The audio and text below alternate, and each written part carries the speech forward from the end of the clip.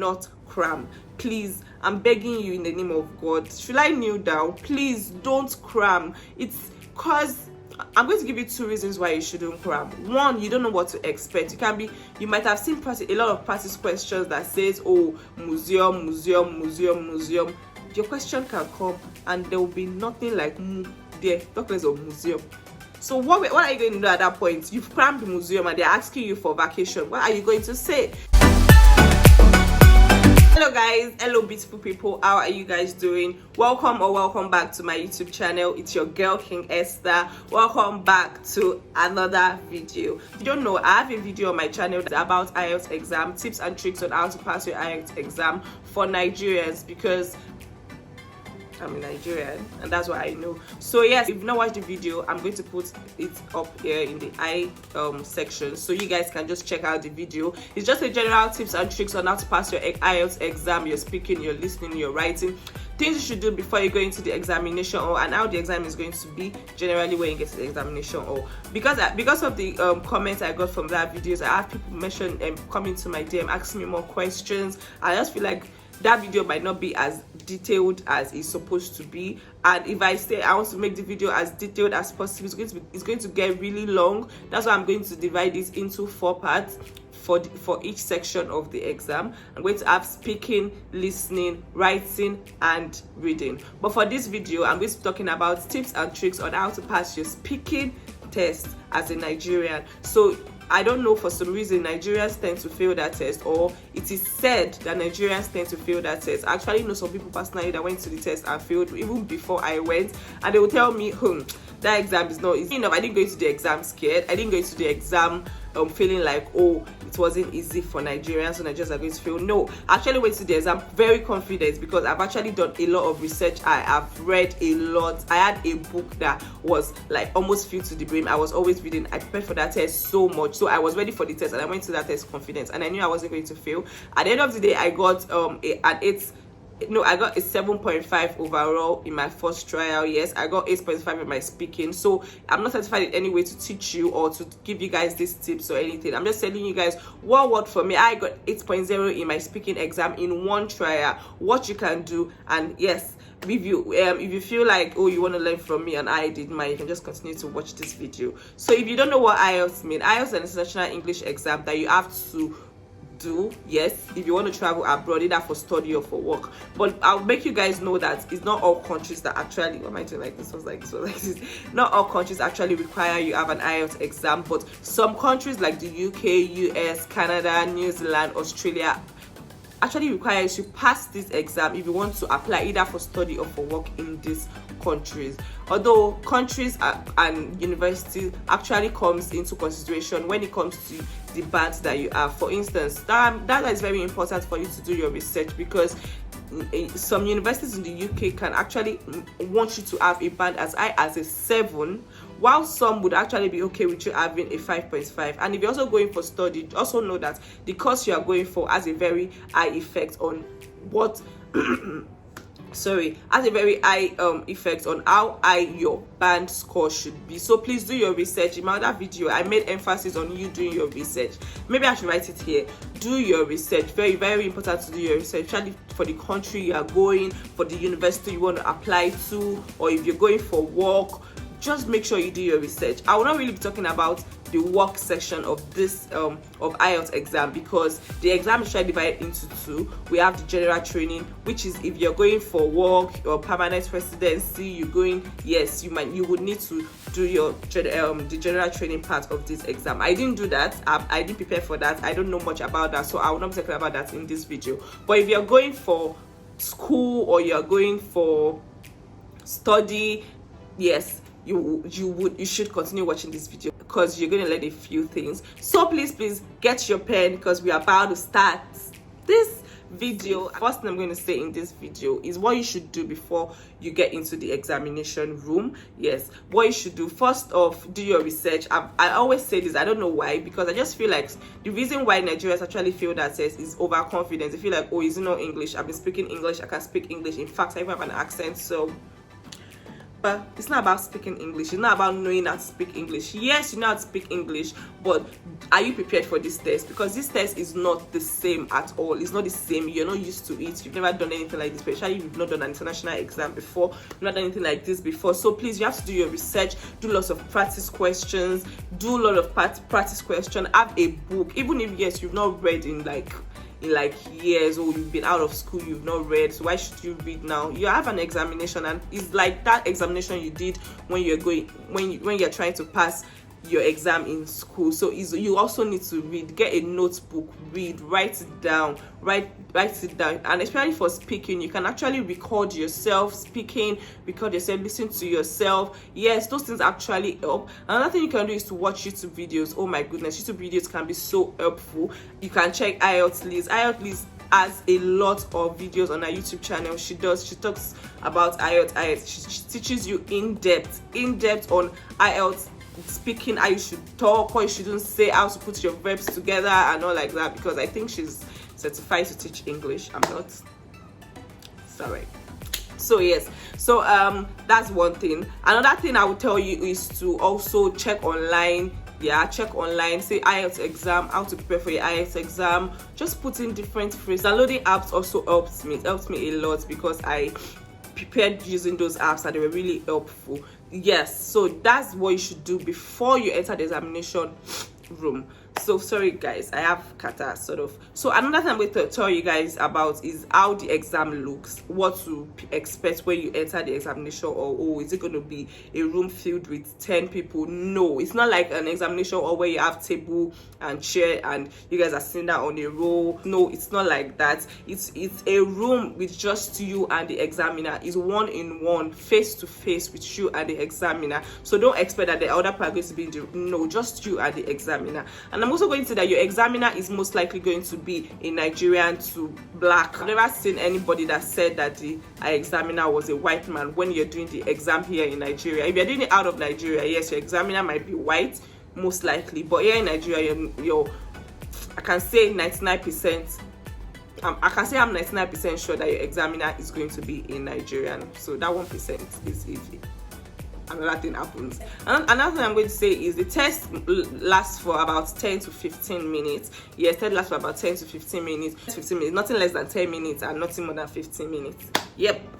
4 things they're actually looking for in this section of this test is they're looking at your fluency, how you can speak English. They're looking at your vocabulary, looking at your grammar, your pronunciation. Yes, those things are things they are looking at in, I don't know, in no particular order. So are you fluent? Can you speak English? Because I don't know if this exam is actually to test if you can speak English. If you want to go to a grocery store in Canada, for example, can you communicate with the attendants there? Can you ask them, oh, I need to get this, I can't find it on the counter? Can you talk to them? Can you interact with them? That's what this exam is about. That's what this speaking test is about. So you have to be fluent, your vocabulary has to be good, your grammar has to be good, and you have to pronounce your words well. So yes, let's just go right into the tips and tricks on how to pass this exam when you are already inside the examination. You're already inside the examination room. The examiner is already in front of you. What are you going to do? It's quite informal. Yes, I would say it's formal. It's informal. So you just, first thing I'm going to tell you to do is to smile. See, smile. Some people, when you smile, you melt them away. Like you just take their breath away. So when you enter into the examination room, just smile. Good afternoon, sir, because you have to grade. Yes, the first thing you do is smile. Yes, that's the first tip I'm going to give you. So after you've done your greetings, he has asked you questions, and I'm going to say is be yourself. Be yourself. Don't try to form, or don't try to be who you are not. Don't try to have an accent that you don't have. If you have an accent, please go well with it. I'm not saying you shouldn't, but if you know you don't have an accent, don't try to go there and be forming accent that you don't have. Talk. Your examiner doesn't have an accent too. Yup. My examiner did not have an accent, and I don't have an accent. I have my Nigerian accent. So yes, work with that. Yep. So another thing I'm going to say is for you to be confident. Yes, please be confident. The examiner should not feel like you're scared.